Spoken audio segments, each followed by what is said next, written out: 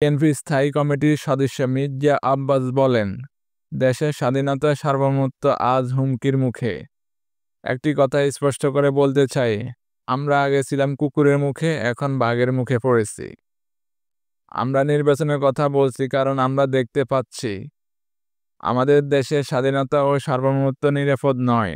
অন্তর্বর্তীকালীন সরকার দেশের নির্বাচন দেওয়ার সরকার, দেশের নীতি নির্ধারণের বিষয়ে সিদ্ধান্ত দেওয়ার সরকার নয়।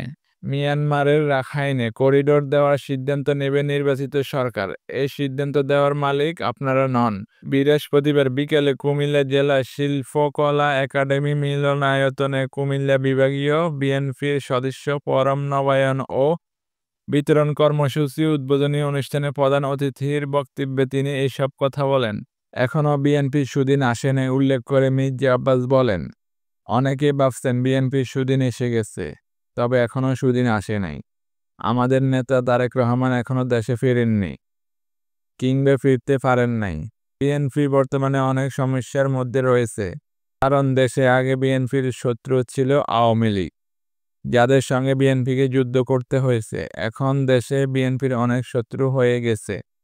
অনেক দল আজকে বিএনপির শত্রু, তবে বিএনপি কাউকে শত্রু পাবে না। আমি স্পষ্টভাবে বলতে চাই, যারা বিএনপিকে শত্রু ভাবেন, কিন্তু বিএনপি আপনাদেরকে শত্রু ভাবে না।